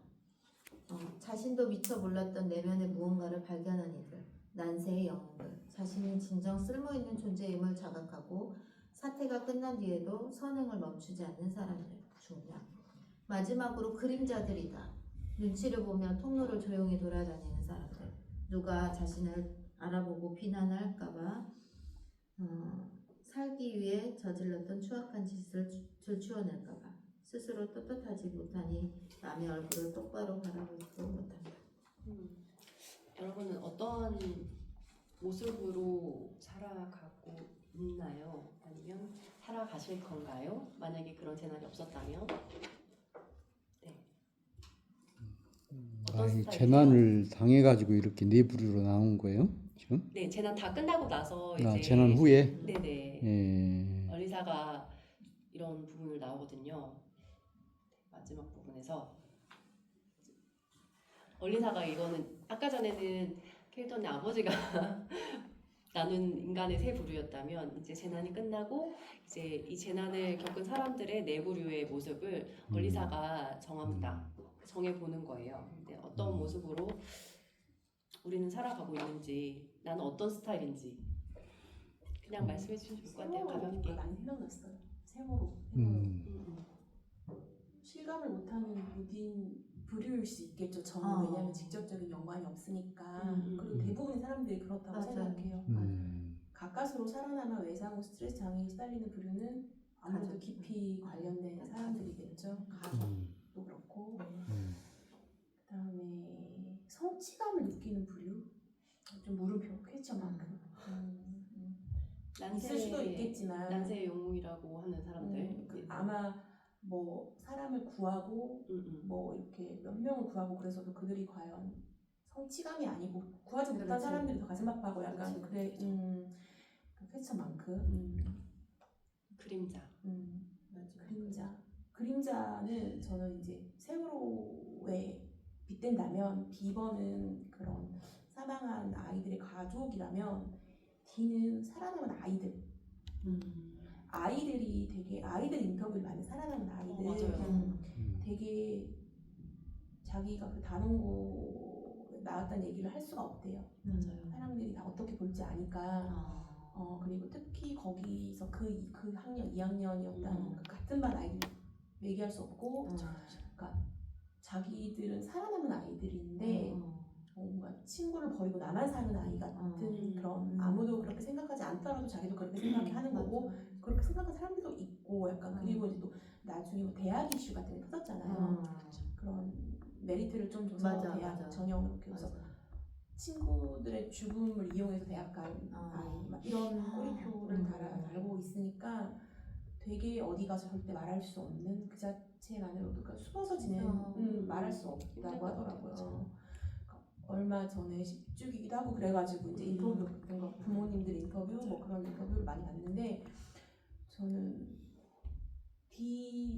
이건 너무 다른데 세월호 생각해서 그 아이들이 너무 안쓰럽더라고요. 그러네. 그러니까 눈치를 보며 통로를 조용히 돌아다니는 사람들 누가 자신을 알아보고 비난할까봐. 그러네. 그리고 이제 만약에 그 시점으로 돌아간다면 물론 되게 의로운 사람도 많잖아요. 선생님도 많고 근데 만약에 어떤 아이가 10대잖아요. 17, 8밖에 안 됐는데 내가 살고 싶어가지고 막 뭐 잠깐만 내가 먼저 나갈게 그런 아이 있을 수도 있을 거 아니에요? 그렇죠, 그렇죠. 그래서 살아남은 아이도 있을 수 있잖아요. 그럼 평생 트라우마잖아요. 그치. 평생 그게 머릿속에 이렇게 떠오를 거 아니에요. 내가 음. 살았으면 그 친구도 죽고 그러니까 그리고 그게 정말 자기가 살려고 그랬다는 게 아니고 뭐 무슨 일이 있어서 빨리 그 아이가 죽을 거라고 생각을 못하고 그치, 그치. 그냥 자기가 그냥 아, 나가려고 그래. 하는 아이도 있을 거 아니에요. 맞아. 미숙하니까 아이들은 이제 물론 되게 의로운 아이처럼 뭐 다 같이 우리 가자 막 이런 아이도 있지만 얼마나 그런 아이들이 그래.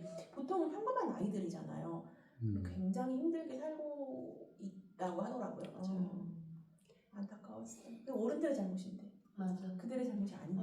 진짜 그 생각하면 할 말 많죠. 그런데 이제 이 재난이라고 하는 것이 삼풍백화점 사건이라든지 또 뭐 이태원, 세월호, 최상병 사건, 오송 그 침수 사건 이런 것들이 어떤 그 개인의 그 해당된 것이 아니고 5.18도 그러고 어떤 전체 어떤 그 사회의 트라우마가 되고 외상후 스트레스가 다 있는 것 같고 그런 것들 때문에 상당히 불안해하고 또 국가를 못 믿고 지난번에도 오보해가 다 살았다고 해가지고 하고 건지러 왔는데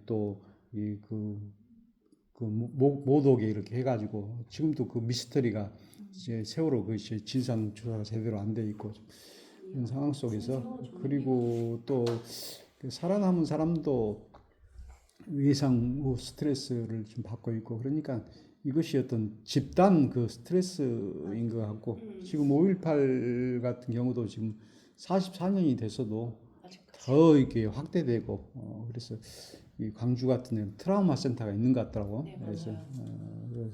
목포도 그 와가지고 이제 그 꽃 만드는 거 뭐 이렇게 하고 여러 가지 그 치유를 하더라고. 그래서 나도 몇 번 꽃 만들어 보고 좀 그렇게 했는데 그래서 5.18 때 학생이셨어요? 나 이제 그 신학생 3학년 있어요. 광주에 있었어요. 목포 목포에. 이 자금책 했는데 이번에 이제 구슬집 5권이 나와가지고 어제 받았는데 이제 계속 이렇게 더 뭐 연구하고 그런 것 같더라고 하고 그때 당시에 여기 정명요고 목포 상고 학생 고등학생들이 시위하고 햇불 시위하고 했던 그런 사진이라든지 이런 것들이 다 있더라고 그러니까 그리고 듣고 싶어요. 저 지금 일기 그 기자 수첩 나도 그때 이제 자금책이었기 때문에 회계 그 장부를 가지고 있었는데 완전히 이렇게 밀접하게 그런데 무서워가지고 내가 그 장부를 불태워버렸어요. 그러니까 그 돈 받은 것을 추궁을 하더라고. 그래서 내 이렇게 생활비로 썼다가 하니까는 이 조의금 분향소 차려가지고 조의금 받았거든요. 근데 한 20, 30만 그때 받았는가 해가지고 이제 그 은폐하기 위해서 내 그 개인 생활비로 썼다고 하는 게 형사가 뭐라 하더라고. 이제 도피할 때 뭐 돈 주라고 한 사람도 있고 그래서 주고 그랬는데 목포까지 막 되게 깊이 막 경찰이 막 이렇게 하고 그랬나요? 아니면 강주보다는 덜 했죠 목포는? 여 목포도 오고 한 일주일 했죠. 그래서 그 한 4, 5만 명 모였다고 그렇게 하고 그런 게 나는 그렇게 많이 모인지를 몰랐는데 그 사진이 다 있더라고. 제가 81년생이거든요. 예. 저희 언니는 79년생이에요. 아. 근데 그럼 제가 80년도에 뱃속에 생겼겠죠? 그러니까 저희 엄마 아빠 결혼하고 언니는 깐난쟁이. 근데 저희 아빠가 목포니까 그때 목포에서도 약간 그때 저희 아빠는 더 20대 후반 뭐 이렇게 더 나이가 학생은 아니고 그래가지고 막 가야 된다고 막 이게 뭐 차를 몰고 막 태워다 주고 막 그랬었다고. 진짜. 근데 엄마가 막 가지 말라고. 왜냐면 이 깐난애기가 그치. 있잖아. 가족을 생각하면 뱃속에도 있고. 지금도 뱃속에 없었어. 아직 없었어. 없을 때. 깐난애가 유복자가 되지 않고 아예 없었어. 그러니까는 왜냐면 5월 달이니까 제가 7월생이거든요. 그러니까 아마 제가 5월 때는 뱃속에 없었을 거예요. 그래서 저희 엄마가 지금도 저희 엄마 아빠는 맨날 그 얘기하는데 심심하면 그 얘기를 해. 너는 아빠가 갔으면 너는 없었다. 왜냐면 뱃속에 있었으면 유복자로 살았을 텐데 너는 그렇지. 잉태가 되지 않으니까 그 얘기를 맨날 하거든요. 진짜. 심심하면 나올 때마다 너는 따라갔으면 너는 없었다. 되게 실감 나더라고요. 그런 식으로 들으니까 그쵸. 부모님에게 전해 들으니까 진짜 나는 그때 23살 이렇게 진짜 제일 이제 그 지명수배까지 완전 돼가지고 딱 20대 초반 딱 그래, 완전 저 딱 지금 그까지 키 170cm 한국 신학대학 3학년 얼굴 미남형 이렇게 해가지고 미남형 딱 사진부터 잤어요. 나영이었을 것 같아요. 네. 그래서 이제 저 보수 최근에 그 한강 소설의 소년이 온다를 읽었거든요. 어. 혹시 이거 한번 다 봤나요? 아니요. 소년은 저도 읽고 있어서 지금 그래서 되게 더 와닿게 그것도 한번 했으면 좋겠다. 5.18 엄청 실제적으로 맞아요. 들려주시는 5.18 이 소설들이 많아요. 맞아요. 예. 근데 좀 다른 느낌으로 쓰였더라고요. 맞아요. 한강 잘 쓴 것 같아요. 맞아요. 예. 그걸로 유명해졌으니까. 소년은 너 그거잖아. 5.18. 네 맞아요. 소년 여러 시점으로 그것도 여러 시점으로 쓰여졌거든요. 되게 뭔가 아무튼 엄청 인상적. 이제 그 희생자 문제학인가 그 사람을 이렇게 이제 모델로 해갖고 썼다고 한 것 같더라고. 고등학생. 맞아, 인터뷰도 많이 고증도 많이 하고. 그 최근 신간이 그 사사망쟁 다룬 거를 또 신간을 냈더라고요. 저는 한강 작가 멘탈이 걱정되더라고요. 너무 막 원래도 약간 그런 뭔가 그런 문제들에 대해서 우울감이 있는 작가잖아요. 항상 슬픈 눈이고. 맞아. 그래서 한강 작가 아버지가 작가는 눈이 슬퍼야 돼 그랬대요. 한강 작가 아버지도 작가잖아요. 그래서 그거를 자기는 그 한마디를 계속 갖고 살아간다고 하더라고요. 4.3 그 네. 소설 썼어요 또? 네, 이번에 이번에 신간이. 네. 그래요? 너무 슬퍼 한강 작가 너무 너무 슬플 것 같아. 삶이 너무 무겁고 그쵸 약간. 그럴 수도 있고. 그러니까 저는 한강 작가가 사실 맨 처음에는 이제 남자일 거라 생각도 들었어요. 무겁은 네, 가벼운 무거운- 문제가 네, 아니니까. 그래서 근데 나중에 그러니까 남자인지 여자인지 모르고 그냥 막 읽다가 뭐지? 나중에 보고 나서 새롭게 나갔던 것 같아요. 마지막 거는 이제 마지막 내용이에요. 마지막 페이지는 얼리사의 화상병동 얼리사가 이제 화상병동에서 연락이 왔던 엄마 이야기를 듣고 제키를 떠올립니다. 중간에 제키가 다른 방향으로 마지막에 가거든요. 저수지 쪽으로 안 가고, 그러니까 저수지를 가는 방향 두 가지가 있었는데 한쪽 방향은 바로 이렇게 가는 방향, 얘는 돌아가는 방향인데 얘는 제키는 저기 앞에 있으니까 그냥 가야 되는데 그때 그쪽이 불타고 있었어서 살았는지 죽었는지 아이들이 알 수 없었어요. 근데 화상병동에서 연락이 왔다는 말을 듣고 제키를 떠올립니다. 그리고 세상을 우리를 묶어준 요소를 또 희망이라고 하는데요. 이런 얼리사의 의견에 동의하시나요? 네, 박수란 선생님. 조열하게 신간은 아니고 제가 나중에 접해서 신간입니다. 한강 작가 그 사상 사건 좀 나중 옛날 네네네네. 작품이에요. 네. 이번엔 네모 하나 제가 읽을게요. 그냥 읽을게요. 제가 읽겠습니다. 네네네. 인체의 60%가 물이라고 말한 사람이 제키였던가? 이제 나머지 요소는 똑똑히 한다. 재와 먼지, 슬픔과 비통. 그러나 무엇보다도 아니 그런데도 우리를 하나로 묶어주는 요소는 희망이다. 그리고 환이다. 우리 안에서 마르지 않고 샘솟는 모든 것이다. 네. 이런 어리사의 의견에 동의를 하시나요? 여기서 화상병동이란 것은 이거 화상 사고가 났다는 거예요? 아, 네. 얘네들이 이제 중간에 벙커를 갔는데 벙커에는 그 켈턴의 형이 다 먹어버리고 없어져가지고 뭐 다른 이제 물 있는 곳을 찾아요. 얘는 너무 목이 마르니까. 그래서 근처에 있는 저수지인데 좀 멀긴 멀었는데 어쨌든 가는 와중에 이제 산불이 계속 쫓아오고 그러는 상황에서 이제 마지막에 길을 바로 가면 저수지인데 화염 때문에 못 가니까 아이들 몇 명은 돌아가야 된다. 근데 한 명, 이 제키라는 아이는 그냥 거기를 그냥 뚫고 간 거죠. 그래서 이제 생사를 알 수 없었어요. 근데 나중에 이제 화상병동에서 연락이 온 거죠. 아마 걔가 제키가 아닐까 이제 얼리사는 생각을 하고 이제 얼리사를 회상하면서 이제 이런 얼리사가 살아있다는 그 안도 때문에 이런 얘기를 한 게 아니었을까. 그 희망 그리고 환희 그리고 자기가 살아있다는 것에 대한 그래서 이런 얼리사의 의견에 동의하는지 동의합니다. 동의하시나요? 동의하시면 분신한 사람들이 병원에 이렇게 데리고 가면 뭐 그 목마르고 그럴 텐데 물을 안 준다고 그러는 것 같아요. 네. 나도 그거 들었는데 뭐 때문에 안 준다고 그랬는데 잘못하면 이렇게 뭐 네, 더 위험하다고. 화상을 입는다고 했나? 예. 그랬던 것 같아요. 더 위험하다. 그런데 여기 드라이에서 아까 이야기했던 것처럼 희망이고 환이다.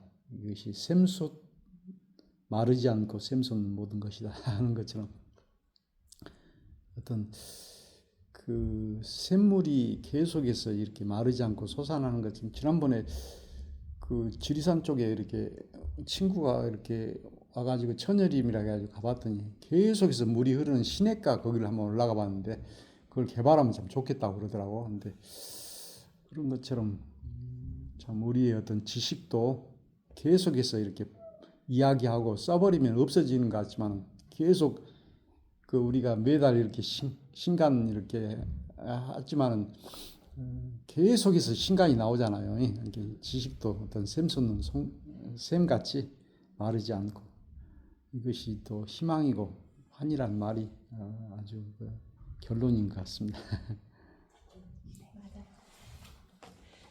드라이는 저는 가볍게 생각하고 있는데 점점 인간에 대한 여러 모습을 볼 수 있어서 너무 좋았었는데 여러분은 어떠셨는지 소감 나누시고 마무리 짓겠습니다.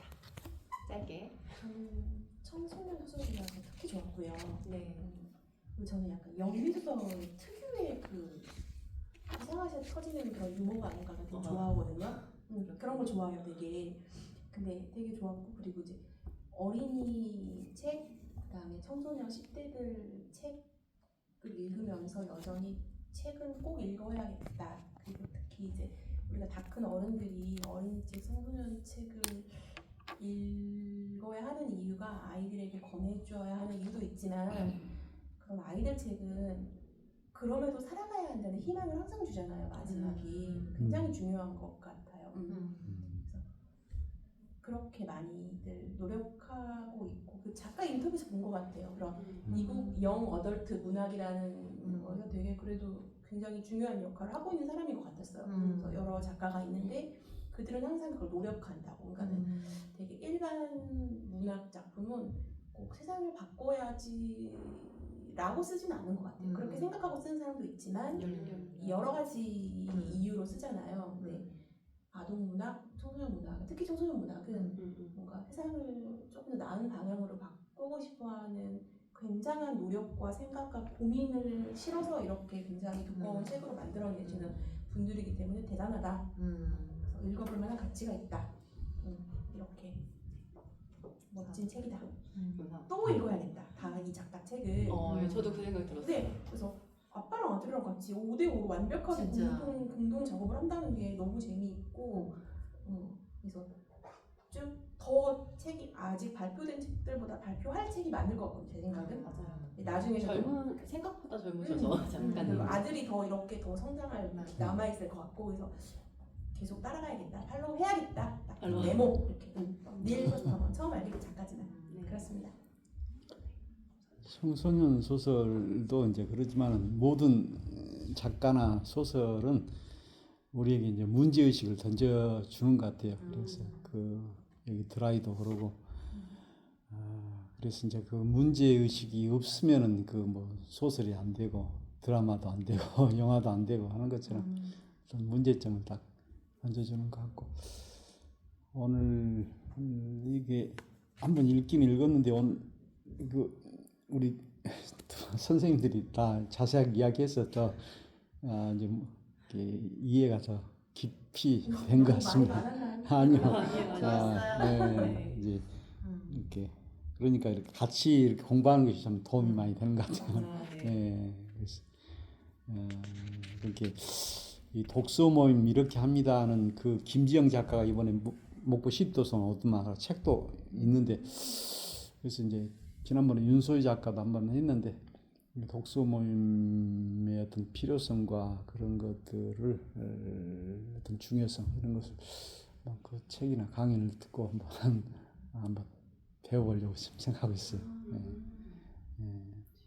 김지영이라고 강사. 더 잘하시려고 선생님 그러시는 예, 아니 그 뭐 이렇게 하다 보니까 윤소희 선생님이 그 동네 산책 예, 하셨던 분인가요? 동네 지금 안 책방. 하시죠? 동네 책방 안 하시죠? 지금 하시나요? 지금 해요. 하는데 거기 남편이 저쪽에 코론방 옆에 거기 무슨 서점이죠? 그게 고- 남편이에요? 고의 책방. 예, 남편이라 그분 너무 하더라고. 좋으신데. 예, 사람 진짜. 예, 그러고 뭐 서울서 내려가지고 그러니까. 그 한다고 하는데 그 어쩔 때는 이제 그 양반이 바쁘니까 남편이시구나. 아들이 하기도 하고 그런데 서점 대출을 안 하더라고. 이게 저기 동네 산책은 동네 산책이죠. 예. 네, 맞아요. 예, 거기는 서점 대출을 한참 했는데 지금은 안 하더라고요. 다른 서점들은 지금 하고 있고 근데 이제 거기서 이제 독서 모임도 하고 여기 도립도서관에 글쓰기 강의도 하고 무안도 하고 시립도 하고 그렇게 해서 여기 이제 뭐 중앙대 나오고 그러는데 그 책을 판매하고 그런 건 안 하신다고. 야, 뭐 대여 공간이라든지 뭐 그런 것만 하신다고. 아닌가요? 아닌가? 책도 판매하는데 그래요? 거기서 예. 그 아니 뭐 얼마 전에 갔는데 지금은 안 하신다고 그래가지고 아쉬운 소리를 할 수밖에 없었어요라는 그런 거를 제가 봐가지고.